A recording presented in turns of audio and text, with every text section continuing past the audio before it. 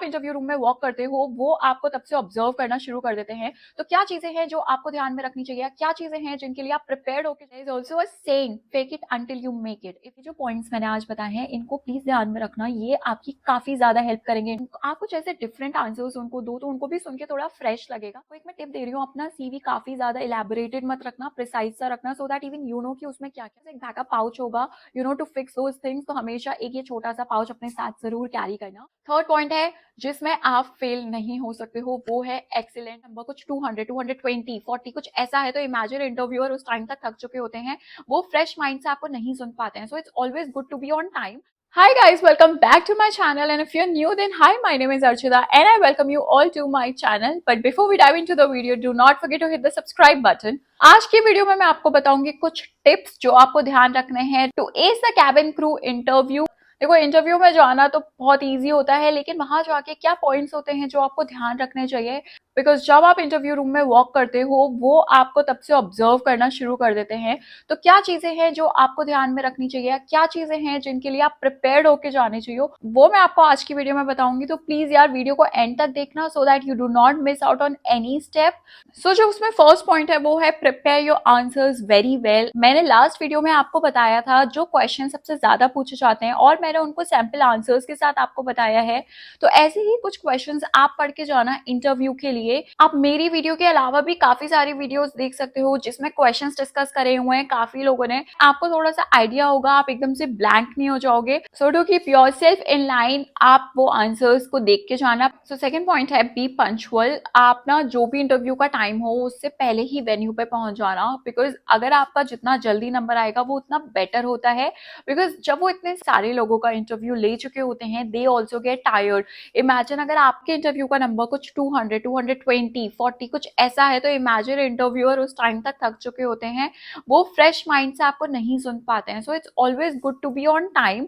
अगर आपको ये डर है कि आप पहले नंबर पे नहीं जा सकते हो इंटरव्यू देने के लिए, कोई बात नहीं, आप थोड़ा वेट करके 10, 15, 20 नंबर तक ट्राई करो कि आपका इंटरव्यू हो जाए। वो लोग भी वहां पे बैठे होते हैं, even they get exhausted.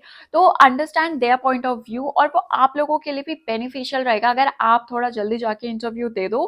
Third point है जिसमें आप फेल नहीं हो सकते हो, वो है एक्सीलेंट ग्रूमिंग।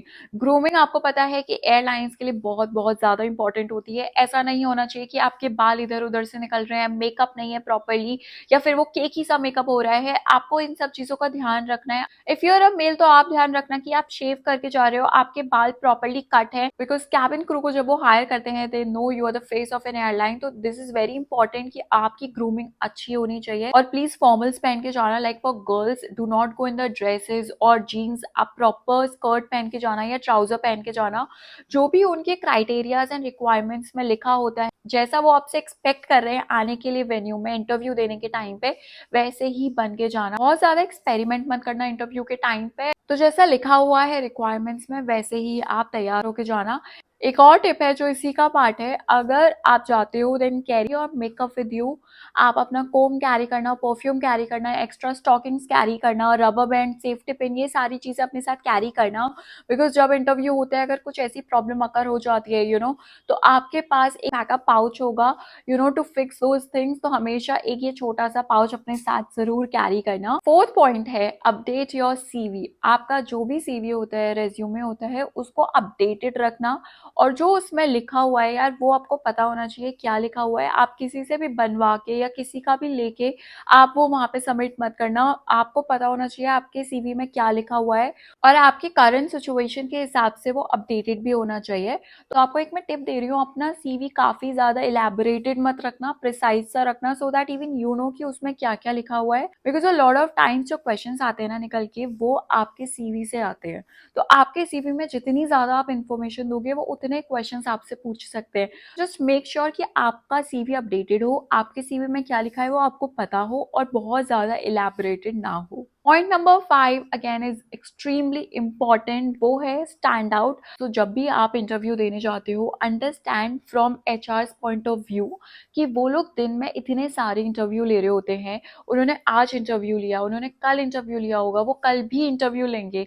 तो वो दिन में 1000 कैंडिडेट से मिल रहे हैं, भाई they should choose you, right? तो उसके लिए आपके जो आंसर्स हैं वो थोड़े से अलग होने चाहिए, थोड़े स्टैंड आउट करने चाहिए। Like you know, I have seen a lot of time people give monotonous answers. If they ask for an intro, वो बोलते हैं hi my name is so and so and I am from this place, my hobbies are dancing and singing, my hobbies are dancing and singing, my name is so and so, I am from this place, my hobbies are dancing and singing.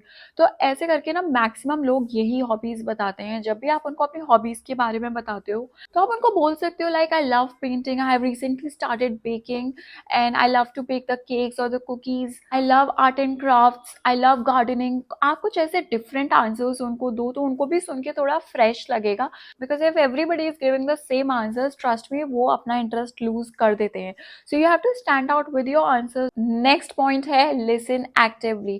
Like if you're sitting in the GD, listen to what everybody is talking. आपको वहाँ पे ये नहीं दिखाना है कि आपको कितना आता है या आप कितना बोल सकते हो। वो लोग ये नोटिस करते हैं आप कितना सुन सकते हो और कितना समझते हो चीज़ों को।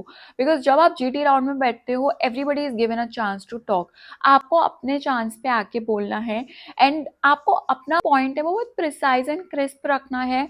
And you also have to listen to everybody, आपको सबको बोलने का मौका देना है। Because you know when you are a cabin crew, listening is one of the things which is extremely required. So in that case they really want to see कि आप कितना सुन रहे हो सामने वाले को, क्या आप उसको मौका दे रहे हो बोलने का या नहीं।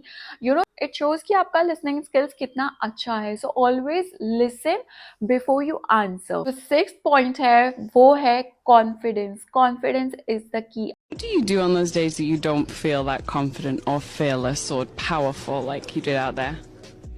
Pretend. Fake it? Yeah. Until we make it? I mean, why not? It's either that or cry myself to sleep. Who wants to do that? You wake up with puffy eyes the next day. That's a waste of tears. There is also a saying, fake it until you make it. If you think you're very shy and you can't talk to people, don't do that. आपको नहीं जानता कोई भी उस interview round. The moment you walk into that room, carry that personality with you. जिसको देख के लोग भी बोलेंगे कि yes, this seems like a confident person. अगर आप भी किसी का इंटरव्यू ले रहे हो, आप उसको प्रेफर करोगे जो कॉन्फिडेंट है या person who is very shy, anxious, बहुत नर्वस है या फिर आंसर नहीं दे पा रहा प्रॉपरली? No, right? उसे चूज नहीं करोगे, राइट? तो आपको, आप कितने भी ज़्यादा नर्वस हो अंदर से, हमेशा हर इंसान इंटरव्यू के टाइम पे नर्वस होता ही है। ट्रस्ट मी, मैं बहुत नर्वस रहती थी अपने इंटरव्यू के टाइम पे, but I was always confident and I was always काम।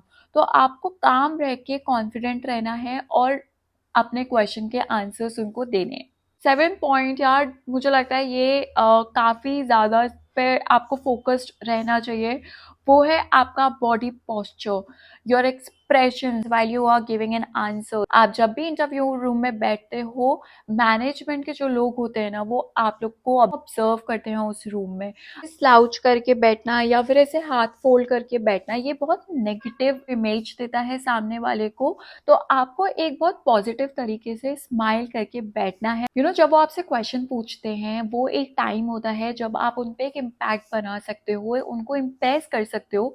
उस टाइम पे अगर आपको किसी क्वेश्चन का आंसर अगर नहीं आता, जस्ट इन केस, आप ब्लैंक मत हो जाओ। आप ये सब मत करो। आप उनको बोल सकते हो can you allow me a minute to gather my thoughts. वो आपको बिल्कुल टाइम देंगे, they will never rush you for things like that. But eyes roll करना, ऐसे नीचे देखना, you don't have to do all that. You have to look in their eyes और फिर आपको बात करनी है। वो आपकी तरफ से बहुत पॉजिटिव लगेगा और प्रोफेशनल लगेगा at the same time. 8th point है, जब भी आप किसी इंटरव्यू के लिए जाते हो, एक कॉर्नर में मत बैठ जाओ जाके। वहाँ पे जितने भी कैंडिडेट्स होते हैं, you know, talk to them, break the ice. आपको बहुत ज़्यादा हेल्प मिलेगी, ट्रस्ट मी। बिकॉज जब आप बैठ के बात करते हो, you know, you can go for the snacks, you can go for the tea और the coffee, break together. And when you talk to people, you talk to the strangers, they also see that. क्योंकि जब आप fly करते हो, आपका कोई भी friend आपके साथ फ्लाई नहीं करता है। Like mostly you fly with the strangers, because her her flight में मिनिमम 4 से 5 क्रू होता है। People from the management they can also observe कि आप एक्चुअली बात कर रहे हो और या फिर आपने अपने आप को एक कॉर्नर में बिठा रखा है।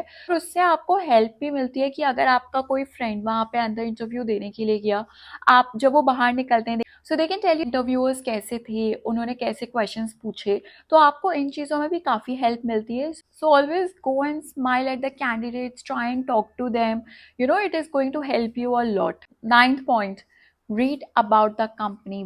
आप किसी भी इंटरव्यू के लिए जाते हो, हमेशा ऑर्गेनाइजेशन उस कंपनी के बारे में पढ़ के जाना। तो उनके जो मेन क्वेश्चंस होते हैं, जो मैंने अपने एक प्रीवियस वीडियो में भी बताए थे कि tell me something about our airlines, you know they can ask you such questions. Always read about an airline जिसका भी आप इंटरव्यू देने के लिए जा रहे हो। वो कहाँ फ्लाई करते हैं, कितने डेस्टिनेशंस पे फ्लाई करते हैं, यू नो उनके पास कितने एयरक्राफ्ट्स हैं, कितने टीम मेंबर्स हैं एयरलाइन में, कितने क्रू मेंबर्स हैं उसमें से। आप ये इन्फॉर्मेशन थोड़ी पढ़ के जाना, और जितना भी अवेलेबल है इंटरनेट पे, थोड़ा सा कंपनी कब स्टार्ट हुई, ये सब आप पढ़ के जाओगे, आपको काफ़ी ज़्यादा हेल्प करेगा ये इंटरव्यू में। You know when they ask you such questions they do expect you to answer these.